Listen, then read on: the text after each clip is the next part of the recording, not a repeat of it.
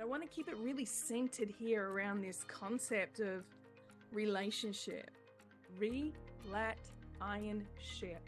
What are you willing to do again and again and again to be lateral with the energy, the vibration of that which you are docking with, the ship? The ship represents the partner, the ideal dream, the ideal goal, the ideal weight, the ideal whatever.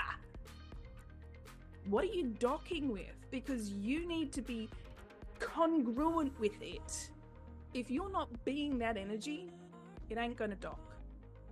And if you just tap into that energy and you're not holding and harnessing, mastering your energy to maintain it, it'll land and bounce off. Do you experience conflict and struggle within many of your relationships? Would you like to know what makes a true relationship?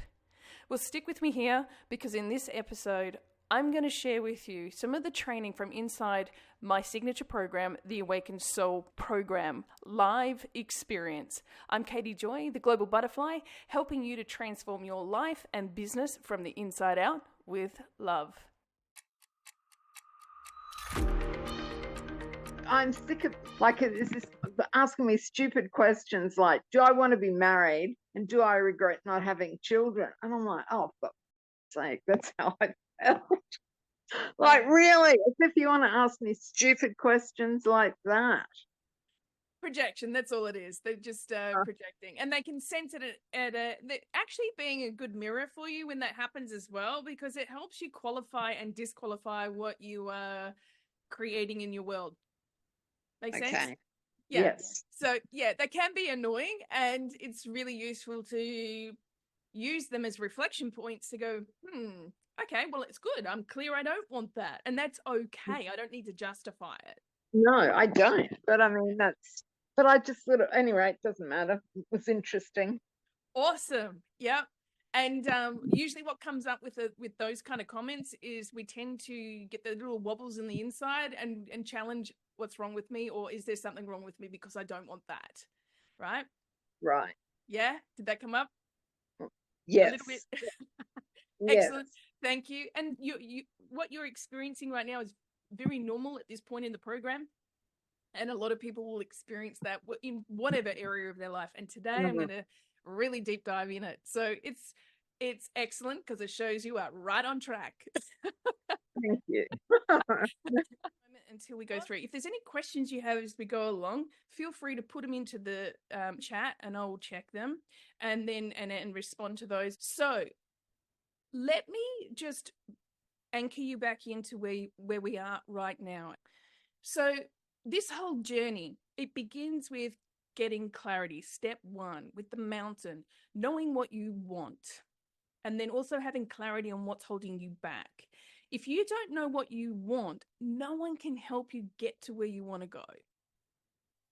And just keep in mind that knowing what you want is crucial, because it's who you are being now, and then who are you becoming. Now, it's not so much about change, though it might be, because most of us have been operating for decades on programs that are not our authentic self.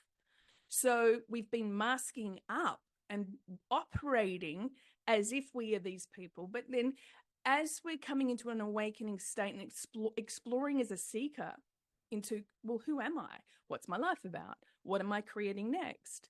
It's not so much really about who you are becoming or finding yourself.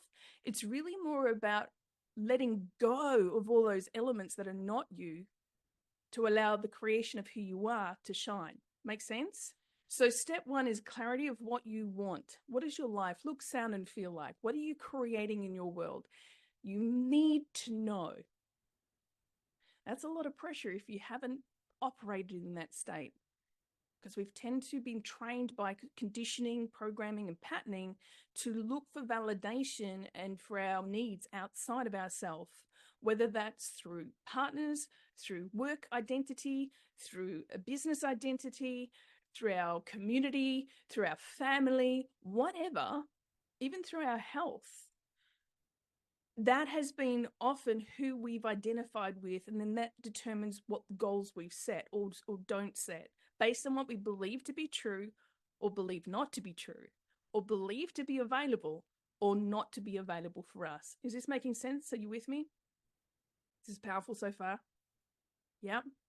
So step 1 for the Awakened Soul program is having that clarity, but it also requires the clarity of all that stuff inside that's invisible in the mountain, so to speak. Now it's going to erupt. It's going to come up. That's why I say get comfortable being uncomfortable. Buckle up, buttercup, because it's going to get a little shaky.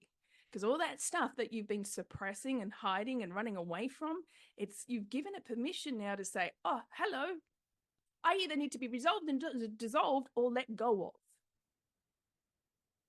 And it's having the skills, tools, and guidance and the awareness of who you really are and how to communicate with yourself and others to be able to let this stuff go. Step 2, week 2, right? Let go of the sandbags so you can ascend in flight in the hot air balloon, remember? And so you want to be able to let go of everything that you are not. Now, that's not just beliefs and thoughts or the narratives, the stories you've been telling yourself, and the habits, the addiction to feelings. Sometimes we've become addicted to feeling miserable or angry or depressed or anxious because that's familiar. We've practiced it so much that it's the familiar state. Even though we don't like it, it's better the devil we know. Make sense? And so a willingness to let that go so that you can ascend into a higher frequency. Now, the pathway to step into that higher frequency is this week, as we've been discussing, is self-love. And it's all about the relationship of who you are and relationship with who you are connected with people in your life, whether that be your intimate partner, whether it be your family, a business partner, clients, your ideal clients, or even what your relationship with your ideal dream. All of these are relationship. I'm just going to put a pin in that. We're going to come back to that because I just want to give you a little bit of insight over the horizon of step 4, 5, and 6. So step 4, next week, we move into your compass, that inner compass on how do you make your best decisions each and every day in the relationships you have with everything. I'm going to cover that in week 4. And in week 5, we're going to go even deeper into I call it the rehabilitation of the real self. And this is where we go into the daily rituals and the habits that support the vision, values, and goals. And then step 6, we go into moving into the play and the reimagination of really going through deeper into what are you creating, but now with all these tools lined up, okay? So now I've given you a little bit of, okay, look through the front. You've got the GPS system in front of you right now. You're looking through the windscreen as you're driving forward. But today, I just want you to look at the dashboard of self-love. Because this is about the relationship of you. And anchoring this back to week 1 with what do you want? What is it that you are choosing to create? Because if you don't know, you're going to pin and point your finger at everyone else, anything else, life events outside of you to validate the feeling that you are looking for, to feel at peace within yourself, and be trying to change people and others and circumstances in life to feel that peace, versus when you know what you are creating, then you are growing and expanding that version of yourself and who you are now, but also who are you becoming, an even bigger, brighter version of that. Does that make sense? Yeah. So let's look at the word relationship. And if you have a quick look in the chat, you'll see that I've written as ship. So within the word relationship, the hidden meaning is there. Would you like to know what it is? Meaning again, the connection, the cycle. The lat means latitude, next to, not above or below, not superior or inferior, partnered, next to. You with me? Ion, I-O-N, means energy. Ship is the vehicle you are docked with. Now, that vehicle could be a person, a place, a title, a goal. Is this powerful? Yeah. So the thing is, we have been conditioned to look at the things outside of ourselves to meet our needs. But really, we want to look at the question of what is our relationship with that person, object, or event, or goal, or dream. And even before we go there, I'm going to fast track you here. The key is to look at the relationship within yourself first and your connection with source.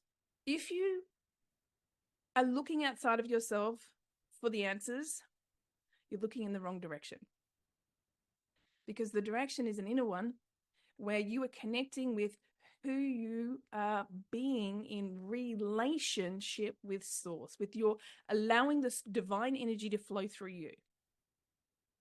Only once you do that and raise your frequency can you ascend, ditch the sandbags, to a higher frequency, a higher vibration, the version of you that will attract and hold sustainably the goal or the relationship. Now let's start here. And this is quite a challenging one for people to hear. And it's interesting that the very first thing you said, that this week people are asking, do you regret not getting married or not having babies, right?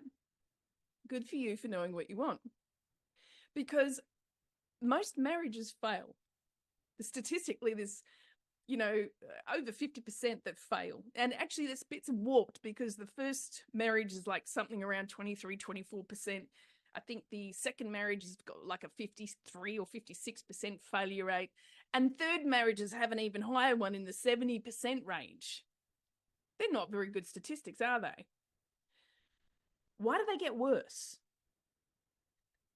The answer is because typically people don't do the inner work. They run away from one partner, pointing the finger, and they get the same partner with a different face, same energy, because they're being the same energy. Make sense? Now, this also happens in jobs. It happens with the same sort of clients attracted or friends attracted. Any relationship, because what needs to be evaluated first is, who am I being? Who am I being? Now, let's just stay in the context of a relationship with an intimate partner here first. Because I too have been asked many times, I've been married and divorced twice. I realized after the second one, and then a couple of other engagements, I'm like, whoa, I'm the common denominator. I'm doing the inner work, right? Took the ownership of it. But I also realized, as I have moved into decades now of doing this work, that people who are willing to do this work are a small margin. And so my choice has been, I'd rather be alone in my awesome bliss than with someone that I'd be settling for. However, I have a unicorn list of who I would really ideally like to match up with. But that list, I only need one, because people say, oh, that's very high standards. Like, there's 8 billion people on the planet. I only need one unicorn, my twin, but who's complementary. Makes sense? Now, in order for me to expect that in a relationship, I need to be able to evaluate myself and check, do an audit. Am I being that? Am I being those qualities? Am I doing those activities? Am I being the best, most expanded version of myself and still growing, becoming even bigger with it, more expanded? What are my goals? What's the vision for my life? Why are these important? Raise your hands if you've ever, whether an intimate relationship or any other relationship, you've had what you deem as unnecessary volumes of conflict in your life.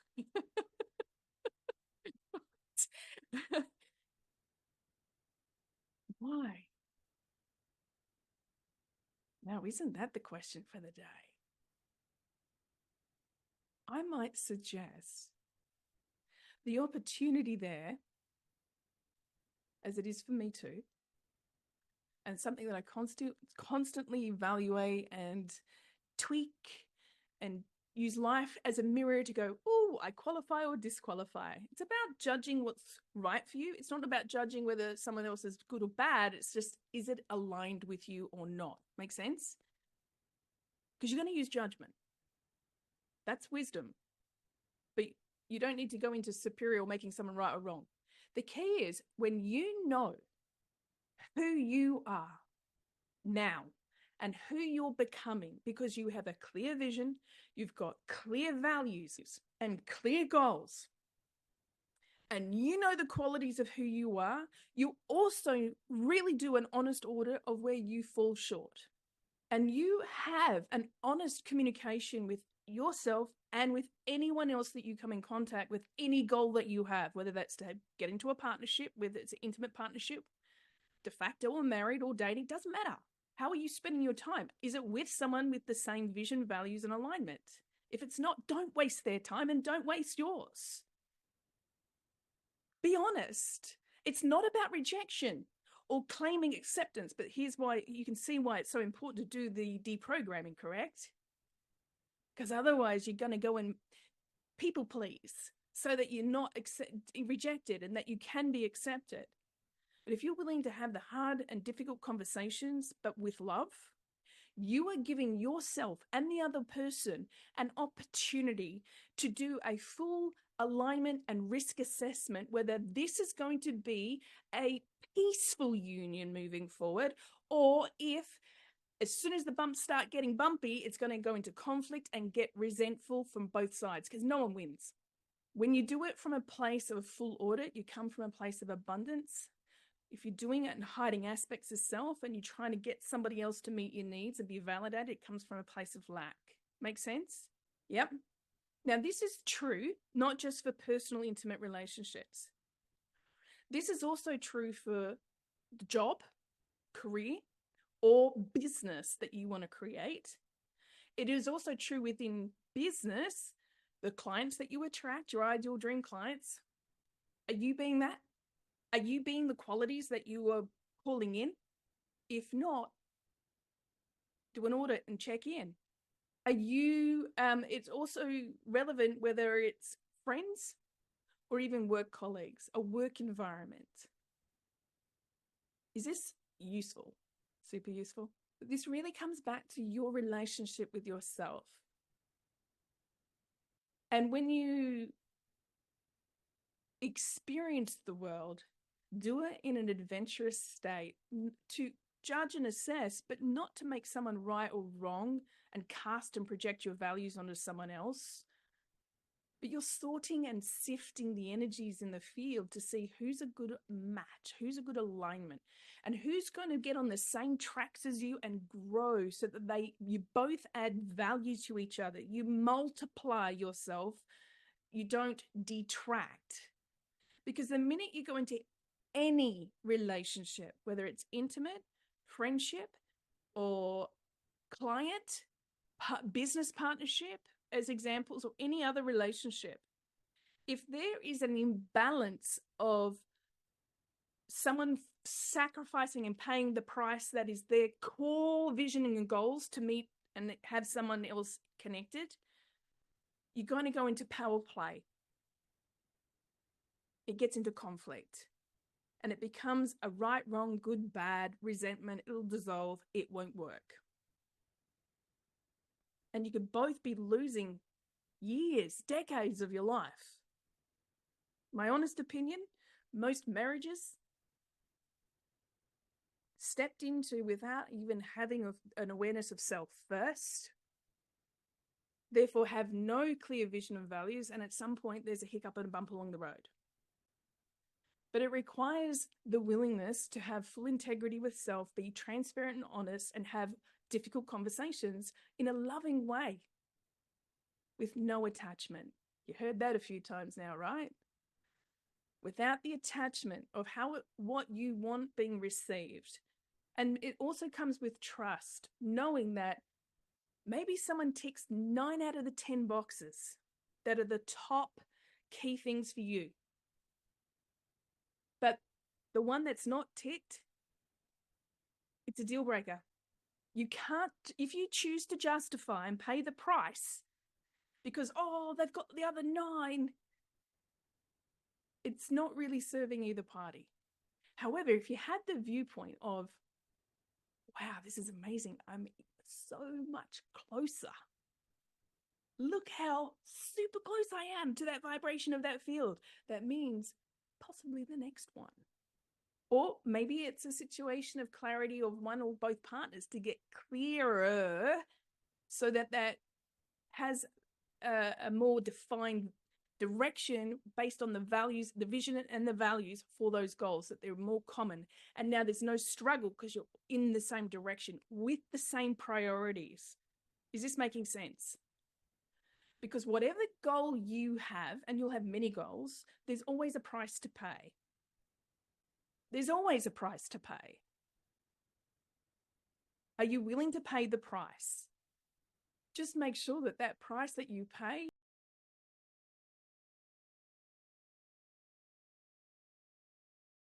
someone in your life, whether that's an intimate partner, a friend, a business partner, a work colleague, an affiliate partner, making sure you're on the right track. Otherwise, forget inner peace because you're going to be at war. Conflict. So, does everyone get that if you want to reduce conflict, increase peace, you need to know what you want? Clearly. Do that inner work. Explore and experience the world. Challenge yourself to be the best version of yourself now and be willing to become an even more expanded version of that as you grow.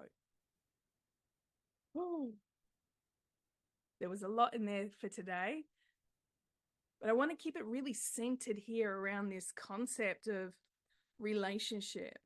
Relationship. What are you willing to do again and again and again to be lateral with the energy, the vibration of that which you are docking with, the ship? The ship represents the partner, the ideal dream, the ideal goal, the ideal weight, the ideal whatever. What are you docking with? Because you need to be congruent with it. If you're not being that energy, it ain't going to dock. And if you just tap into that energy and you're not holding and harnessing, mastering your energy to maintain it, it'll land and bounce off. And that's not always a bad thing. Gives you an experience of it. You go, ooh, okay. What do I maybe need to let go of in order to raise my frequency more consistently? And what qualities, activities, goals, character traits must I embody? Be the energy of now. To say, heck yes, I'll receive that, and I will be that, and we will play this and have fun together. Hey there, I'm super excited. I've got something very special for you. No cost, it's free. It's a 33-page workbook to help you setting your intentions to get clear on your goals and create your best year yet. Now, I don't know about you, but I am definitely creating a dazzling year ahead. What are you setting your intentions for? If you go grab this workbook, sign up, it's free. All you need is your name and an email so I can send it to wherever you want me to send it to. And you get a copy that you can keep and download, print off, and use not just in this experience here right now for the new year, but as I explain in the bonus training that I provide in a previous episode, you'll be able to go through step by step on how to use this anytime you set a new goal, anytime you go through a new quarter of the year, anytime that you get to the end of the year and do a review, anytime that you want to set new intentions for a new year and create a new you. Are you ready? Are you ready to create your best year yet? Then go grab your workbook. Go to the link that I've got here now and sign up right now and get into action. Let's make this your best year yet too.